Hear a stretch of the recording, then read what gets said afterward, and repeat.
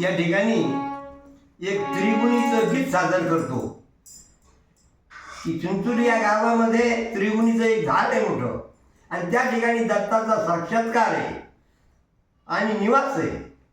आम्ही त्या ठिकाणी गेल्यानंतर आम्हाला ज्या ज्या गोष्टी घडल्या त्या मी शब्दामध्ये वर्णन करू शकत नाही, पण गीतामध्ये सादर करतो.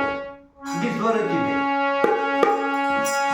आणि त्या ठिकाणी जाऊन पहा आणि अनुभव घ्या की त्या ठिकाणी जाण्याचं कारण भोळ्या भावनेनं श्रद्धेनं आणि खऱ्या अंतःकरणाने गेल्यानंतर भगवंत तुम्हाला साक्षात्कार दिल्याशिवाय राहणार नाही, म्हणून गीत सादर करतो.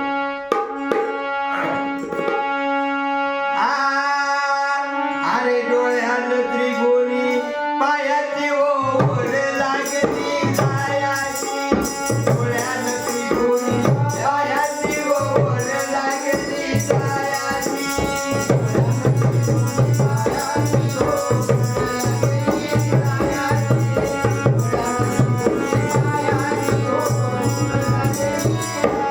अशी भयंकर मोठी आणि त्याला असा एक कासव सुद्धा पुरत नाही या खोड्याला.